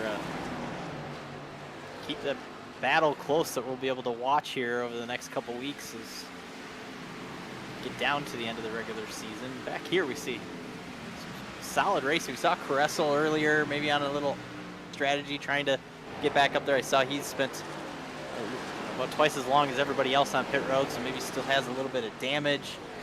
So Abbott and Neobone both back here. They're looking Abbott to the inside here, trying to get around Cressel. But yeah, a couple of these drivers back here had some. Oh, Neobone gets off of turn 2 there, big slide, but these drivers fixed some damage, trying to maybe just still get a solid finish here tonight, but racing with each other, which is still kind of fun. This latter half of this race to have someone to race around. Some good battling up ahead of them as well. Frederick Ramirez, Trey Holmes duking it out for 12th. Vandermel, Eric Kemp right behind them. They were side by side for 14th about a lap and a half ago. So drivers just outside of the top 10, realizing that in this type of a chase format, every position matters. Every point that you gain could be a difference maker into you finding yourself above the cut line, last driver when the final checkered flag of the regular season waves, or maybe the first driver outside of the cut line at the conclusion of the regular season. Just up ahead of them is Jared Duda. It's interesting, obviously involved in that wreck with Ashton Lawson, lost all that track position. It almost put a streak in jeopardy for driver 53. Yes, he comes into this race the points leader. He's been very consistent, but he also is the only driver in the previous 5 run races to finish every race inside of the top 10. Well, the position ahead of him, Cy Jackson, is the 10th position. If he can get around him, even if he finishes 10th place here this evening, he will keep that streak going. 6 straight races inside of the top 10 to kick off season 12. Spot down the front stretch there. You saw on the forefront of the camera shot, kind of a little bit of snaking by the top 10. I think most of them just trying to get around Barbagelata, who's got the damage. And got it kind of through there and back rolling. You saw Peterson get around Madalenas. Weeks gets a little close, just touches the wall there. But Peterson got around Madalenas, and now just a little older tires. Like you said, only a lap or 2 has backed him up to this group, and this group kind of just trying to figure out a way around him. Manji tried to get there, but couldn't. Now Weeks be able to get a run on the inside of Manji here into 4. Yeah, we saw those two battle hard when the green flag came back out the previous restart. Manji putting a big block right here on the front straightaway on Matthew Weeks. Weeks was able to get to the left rear quarter panel, just couldn't maybe find the turnability through the center, and has to give the spot back up. He'll rewind that band and try again with Zachary Henry right behind him. Mentioned about this being a big race for Zachary Henry to find himself above the cut line. A couple cars back, you see the blue and white number 23 of Spencer Owens. He came into this race in the critical position of 10th. He was the cut line driver when the green flag dropped, and he's done a great job of keeping himself in the latter half of the top 10 all race long. Currently holding on to the 9th position, looking ahead to Matthew Durr, and obviously is going to find himself in a more comfortable position going into Iowa next week in regards to that chase cut line. Yeah, solid run for Owens. The other guy was looking at, trying to. I feel like we've shout out a lot of these drivers tonight. I'm like looking through the running order, some that we haven't. I'm just going to throw out Trey Holmes up the 88 up to 13th. Kind of another driver having a quiet night. We've seen a lot of different drivers with different moments in this race, but pretty much all of our top 15 have had either moments of brilliance or moments of nervousness and incidents and being able to rebound and get back up here in this top 15. Right now, just looking at it, I believe that Trey is in line to get his best finish of the season.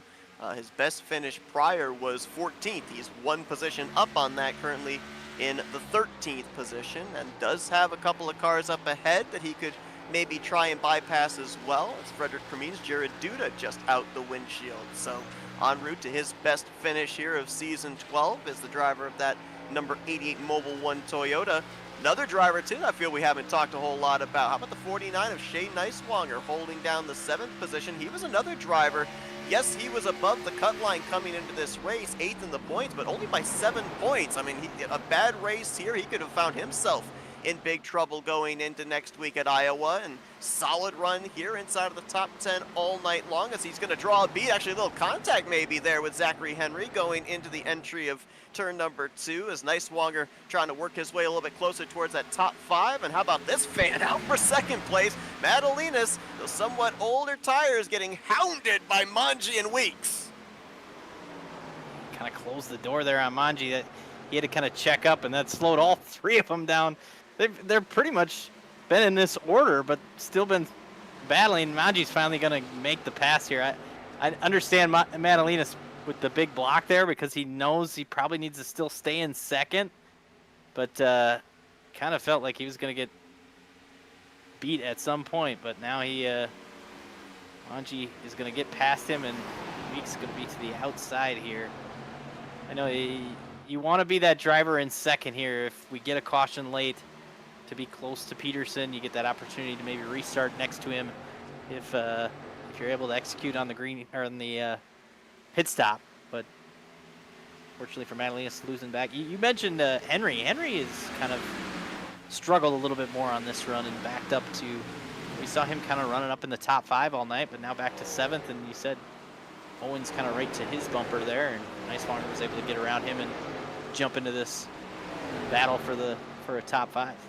Yeah, much like we saw Hunter Madalinas kind of backed up second place to around 6th. We're now seeing Zachary Henry kind of stacking them up behind him back to, I believe that'd be the 13th position, the 50 of Frederick Cremine. So some more spots to be able to potentially be gained or lost for drivers just in the latter portion of the top 10, as this battle between Weeks and Manji is now for the 2nd position, but it continues to be bumper to bumper, nose to tail. Weeks kind of has continued to shade a little bit higher, maybe about a quarter, half groove higher through the corners here. Is he looking for clean air? Is he looking for that run off the corner here? Because obviously we've seen that wherever he tries to go, Manji goes to cover it.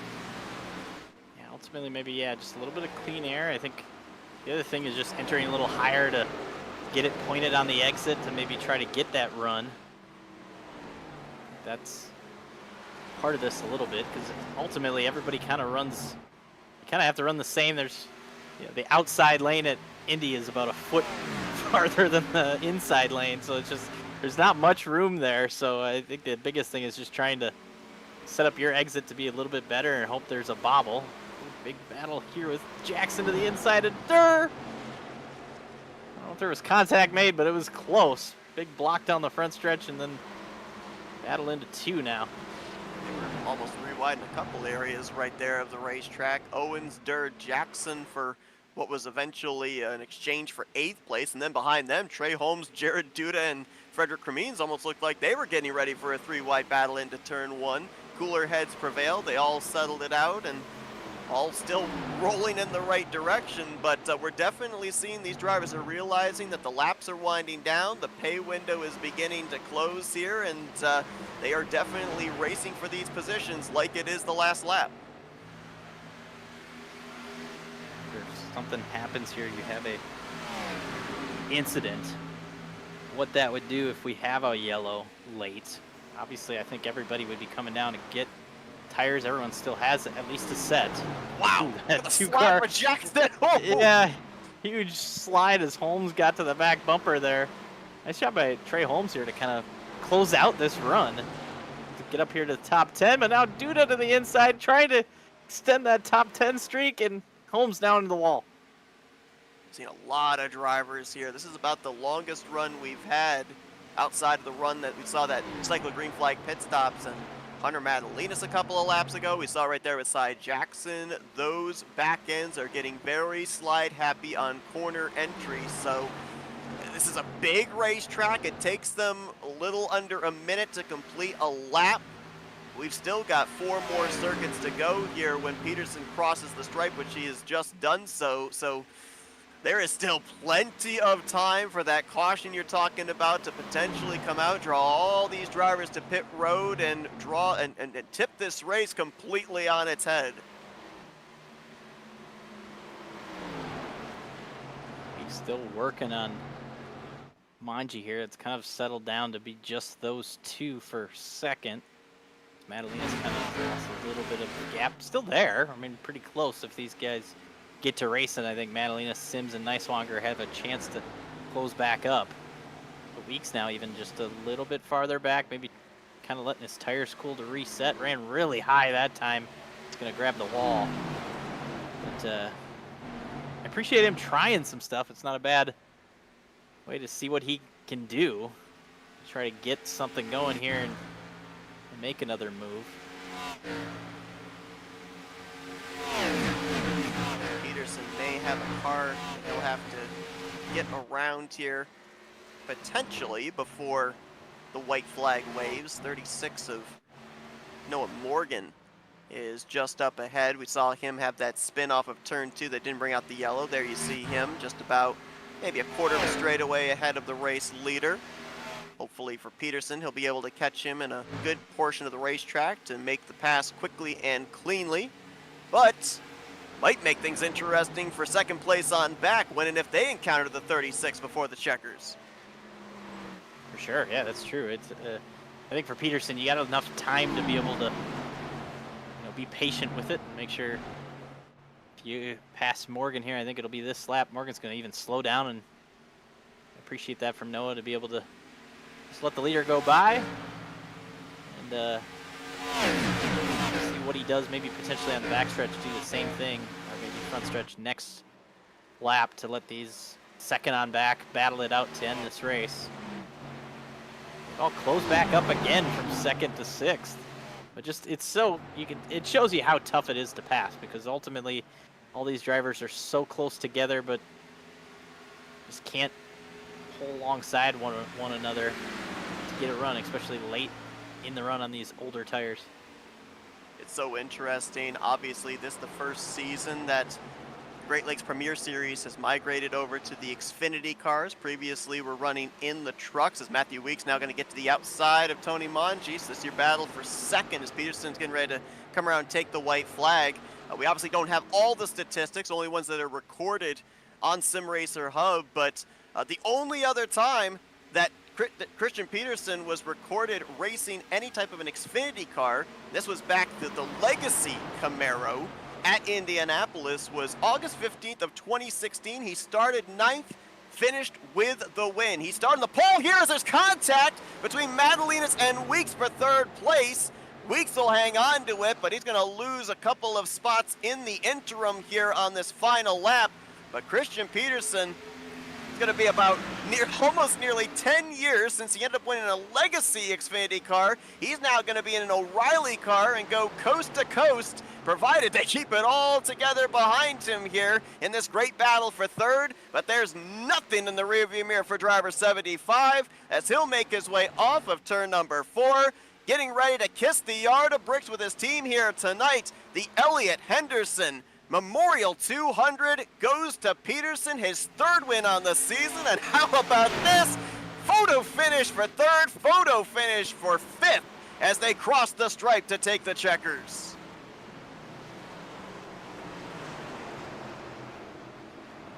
Yeah, great job by Christian Peterson tonight. Just a perfect execution of this race. Able to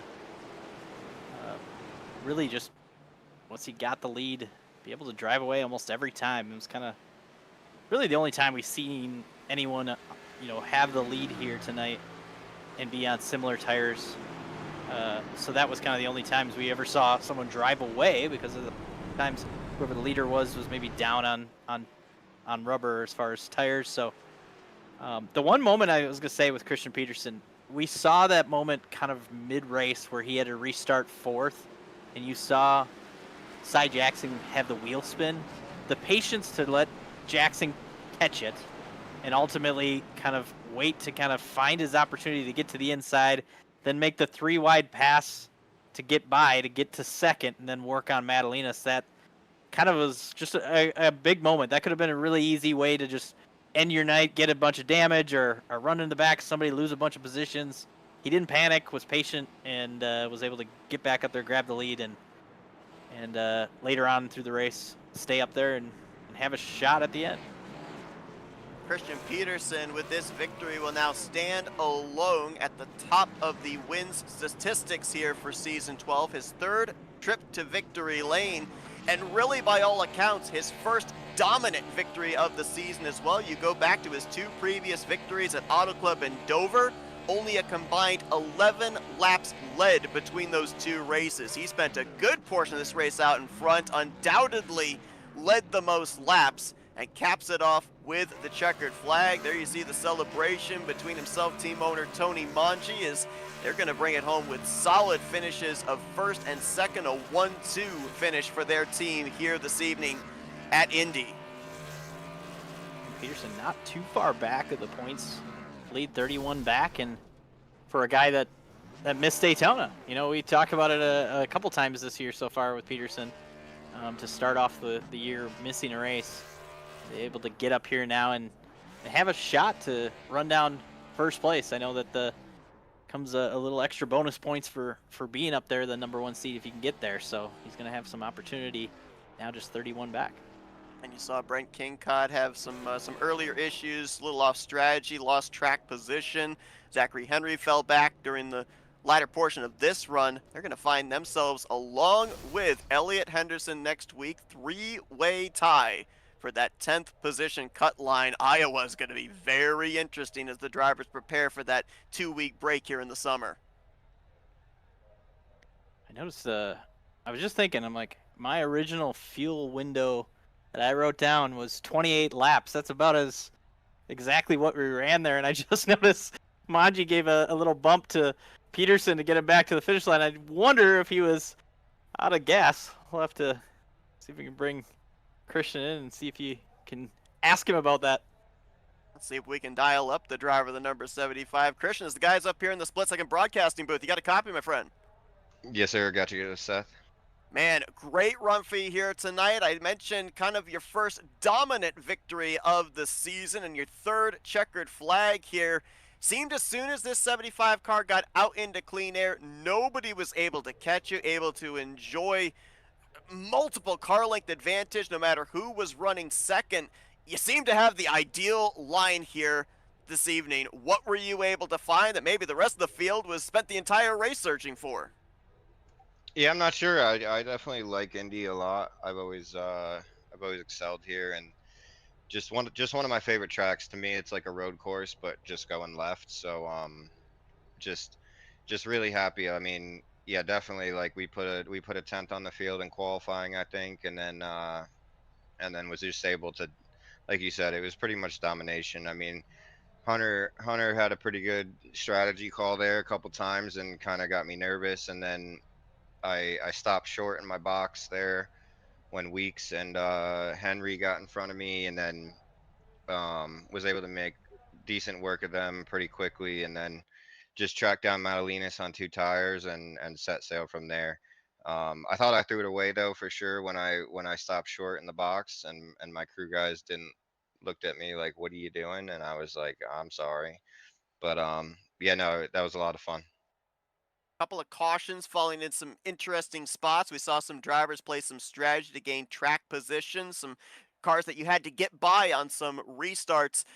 Ross brought up the point that you showed great patience in waiting, picking your moments to get around them before eventually getting back out in that clean air. How difficult was that to do based off the fact that there was going to be a difference in tires, obviously a difference in speed, and this isn't exactly the most spacious of racetracks? Yeah, definitely not. I mean, it's wide and long, but it's definitely like a 1-lane racetrack for the most part. So you got to pick your poison and when you're gonna make your moves. Just like you said, or like Ross said, it just, if I could wait patiently and then make my move when I wanted to, I didn't want to overwork my tires and get them too hot and screw myself there. So just like I said, just pick my poison and yeah. Despite the battling we saw here in the closing stages, nice to see everybody keep it clean in this race, finish under regulation. But we ended up seeing maybe a little bit of a push there from your teammate after the burnout. If we'd gone into overtime, how much of a concern was fuel going to be? I think I still had like 6 laps left, so I think I was good. I mean, um, I was trying to fill the car up every time. I made that mistake last week at Kansas where I came down pit road for the last pit stop and didn't full fuel, and then I tried to change it right before, and my pit guys didn't have the second can ready, so that cost me a lot of time. Didn't make that mistake this time. Had the car full fueled, and it was pretty good. But Manji was hella quick, so if we had like a short stint there at the end, it would have been tough. Well, Auto Club, Dover, now Indianapolis have been conquered by yourself. I know you and your team want to be able to do that celebratory kissing of the art of bricks here in just a moment. So we'll give you the opportunity here, Christian, for some victory lane thank you sponsors and shout outs. Yeah. As always, just everybody at Manji Motorsports. Shout out to Manji for the P2 tonight. Good team points for us, so that's awesome. I know Duda would have been right up there too, but had a little incident there on one of the restarts, and then Brett, he had his hauler caught on fire on the way to the track, so we had some big issues there, but hope to see him next week back and healthy, and yeah, just everybody that comes out to the race and puts it on, everybody at Great Lakes, and you guys at Split Second for putting on the great show. Well, that's Christian Peterson. He now stands alone with 3 victories here in season number 12 as he gets to burn it down here at the historic Indianapolis Motor Speedway. Congratulations on the job well done. Dominant performance coast to coast. Go enjoy this victory and best of luck next week at Iowa. Thank you, Seth. Gotta shout my girl out too. She lets me come out probably too many nights of the week to iRace. So shout out to her too. Thank you guys. Christian Peterson, winner here tonight. 1-2 finish for Manji Motorsports. Ross, I think you've got the second place driver of that 1-2 finish. Yeah, Tony, you got us? Yes, I do. How you guys doing tonight? Doing good. A second place run tonight. Obviously, we were just joking with Christian Peterson. I saw you push Christian to the start finish line. We thought, like, are we out of gas? My math was like, it's got to be close, and then he told us we had plenty. So maybe I was wrong, but I noticed that battle once. Obviously, Christian kind of was able to get away from the rest of you guys, but a heck of a battle from really second through sixth there. Talk about just that final run there and trying to gain position, but also kind of like defend the driver behind you. What was that like, and how stressful is that? Oh, it was incredibly stressful, Ross. We had a really, really good run with the 24 Manji Motorsports Chevrolet today. But yeah, that whole traffic, that pack was really interesting because we had Hunter Madalinas, who I found out later on took 0 tires. So he had no tires that whole time, and he was holding us off with the dirty air. And I was trying to get around him while the 11 was trying to get around me, and we were all just kind of just stuck together, in the dirty air, racing our butts off, trying to get what we could. So eventually we got away with a couple of awesome moves to make our way up there, but it was just so much fun dicing it up with Weeks and with Madalinas. They're great guys to race with, and what a fun race, what a fun battle. I'm so proud of the 1-2 for Manji Motorsports, and looking for one spot more, hopefully in the coming weeks. That's what I was going to ask you about. Obviously, Christian's done a great job of being able to grab victories at multiple racetracks. You got Iowa up next before a couple weeks off, and then Atlanta, Road America, Bristol. Is there a track you're kind of looking at that maybe is your opportunity to go grab the victory? Obviously, top fives, but in over half your races, top tens in almost all of them. You're fast everywhere. Is there one you're kind of looking forward to maybe finally get that victory? Any place we turn left, I think we're looking okay at the moment. So Iowa and Atlanta, really pumped for those. And then, of course, my home track, Michigan, is something I'll have really circled 100 times on the calendar. So looking forward to all those, but really any of them. We're just having a blast right now, and we'll keep it rolling. Well, before we let you go, we'll let you send out any thank yous that you want, and go from there. Yeah, for sure. First of all, got to thank Manji Motorsports. Got to thank my teammates, Brett, Christian, and of course Duda. Duda got shuffled back a little bit later on in the race, but he had a good run going before that. I got to thank my parents who were watching today. My mom and dad, they're both watching, and a couple of friends are also watching. But also thank you guys for putting on an awesome broadcast. And the league is awesome as always. We got a lot of competitive drivers, and everybody's having a really good time. Battles like that are what keep us all coming back. So thanks everybody. Thanks, Tony. We'll hopefully chat with you down the road. Thanks, guys. And let's see if we can get a hold of the third place driver here tonight. He was in victory lane last week, but boy, did he have his hands full late in this one at Indianapolis. Hunters, the guys up in the booth, you got a copy. Yeah, I got you. Man, I'll tell you, I keep thinking back to last week when I talked to you in victory lane. You said I already, before we even took the green flag, knew when I was going to make that final pit stop. We saw you play some alternative strategy here tonight. Was that by the book, or was that kind of an experiment? Let's throw something at the wall and see if it sticks. Yeah, Indy's one of those weird tracks. I mean, you after the first run, I saw how out front Peterson got, and I knew the further up you went, the faster you were going to be. I knew clean air was going to be the most important thing, so I said, you can't just follow the leader all day and win this thing. So I tried throwing everything at it to get up front. Stayed out on that first run, dropped back to 12th, had a quick caution after 6 laps, pitted, dropped to 24th. It seemed like fresh tires was such a huge thing though, because even with 6-lap fresher tires, to be able to drive from 24th, I believe I got all the way up to 3rd on the same run. So tires did matter a lot. And then luckily for me, I came out of pit road, ran about 3 laps, caution came out. It was close to making it, so I just dove down, fuel only, took track position because I knew if I wanted any shot at it, I needed to be the leader and have that clean air. Peterson was just able to beat me. He was better. He had the more experience being up front in that cleaner air. So hats off to him. He was incredible tonight. Clean air certainly seemed to be your friend for most of this race, especially that final run to the checkered flag. We talked just moments ago with Tony. He said that you took no tires on that final pit stop. It's tough enough to play defense at a track that has these long straightaways like Indianapolis, but when you don't necessarily have the stability underneath you, how much of an adventure was it when you had those fresh tires bearing down on you with Manji, Weeks, all those guys in your rearview mirror?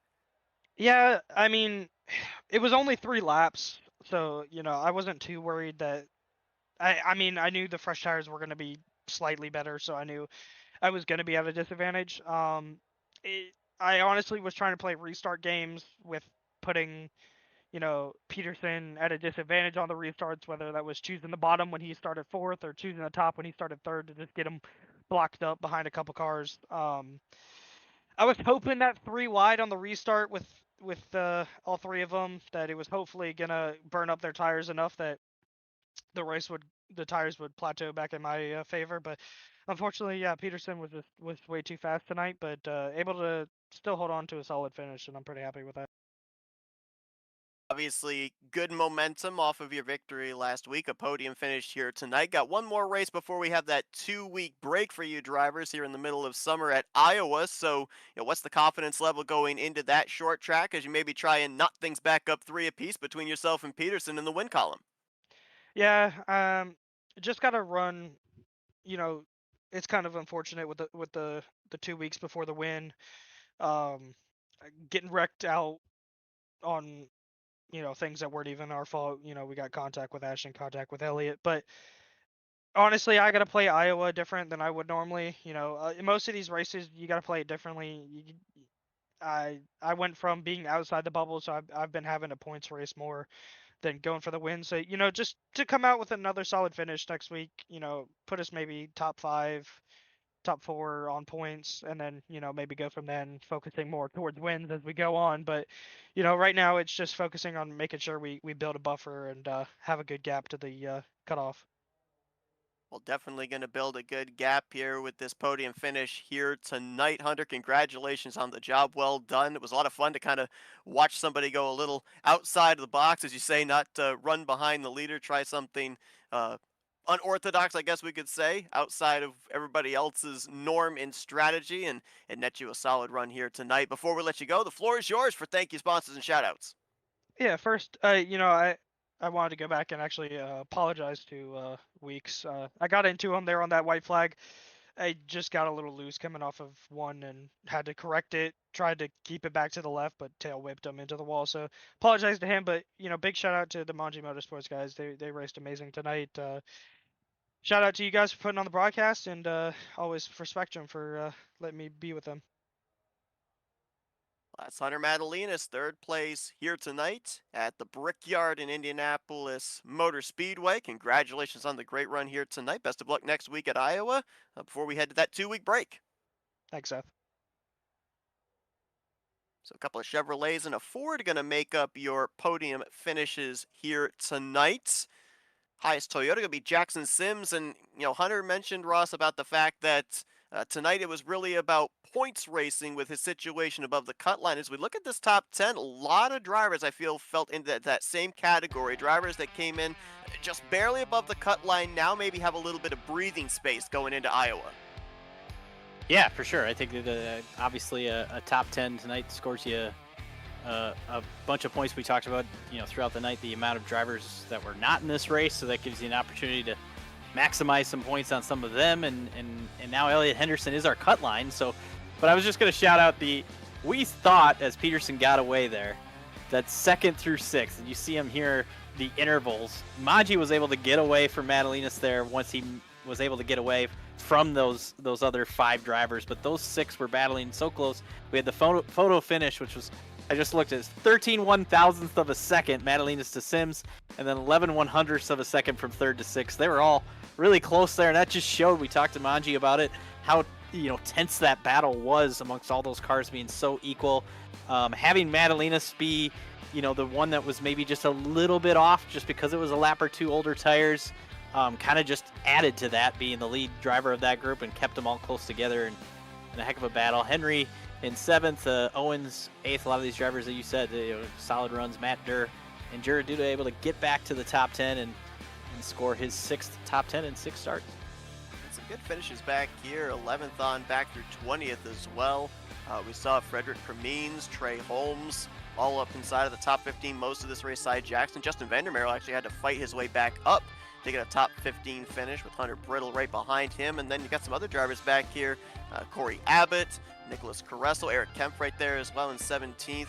A lot of these drivers, for the most part, just kind of keeping their noses clean and reaping some good benefits in terms of the results. How about Rod Fastenau? We saw him get a black flag. I think one of those cautions bailed him out, kept him on the lead lap. He's going to net a top 20 here this evening. And Anthony Yankello, I think he was involved in an earlier incident. So not necessarily a top 10 run, but I think that after what we saw, a lot of torn up race cars, I think a lot of these drivers very happy to be leaving Indianapolis here tonight solidly inside the top 20.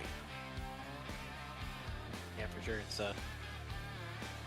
important. Some of these drivers here, obviously some of them with damage that were able to still finish on the lead lap. Neobone, Hanby, Logan Hardy, James Shiflett, all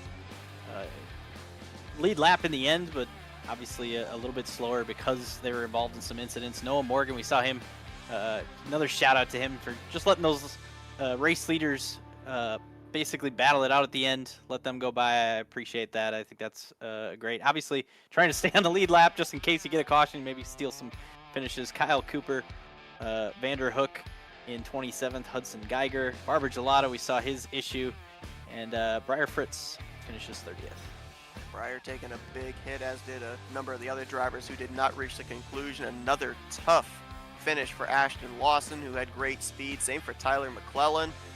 Aiden DuPont took that big hit into the inside wall, shot back up the racetrack. He was a driver that was trying to get in to the top 10 in points here tonight. Robin Durr, Brent Kincott, Jameson Wagner not going to see the conclusion. That 35th position for Brent Kincott now puts him in that 3-way tie for the 10th position in the standings going into Iowa next week. So going to make things really interesting when we take a look at the point standings going into Iowa and what the point standings potentially could look like heading into the second half of the upcoming regular season. This is how it looks at the conclusion.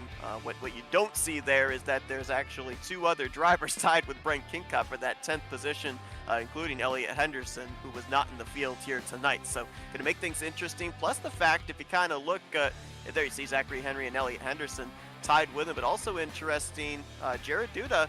Yes, he did manage to finish this race inside of the top 10, but he lost a little ground to the rest of his competition. Manji, Weeks, Peterson with the win, all starting to close up a little bit here on that regular season championship. Yeah, and you said, obviously, Henderson not racing tonight. I saw Gavin Fitzgerald also, who's kind of the back half of the next page. They lost spots for not racing, but then we had those, also the tough breaks for Kinkott, who was up in the, you see him tied now for at the cut line, and then Aiden DuPont had really a great run going early on in the race.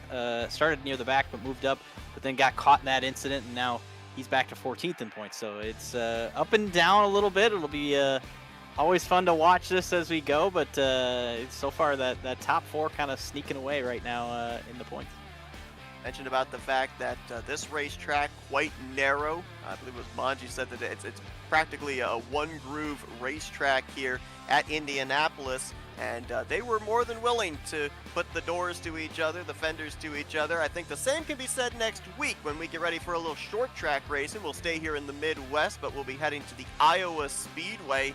Obviously an opportunity for these drivers to set themselves some momentum before we head into that 2-week off week. So with what we've seen here out of the racing at Dover, Kansas, Indy here tonight, what does that kind of say in terms of setting the table for some short track racing in a week's time?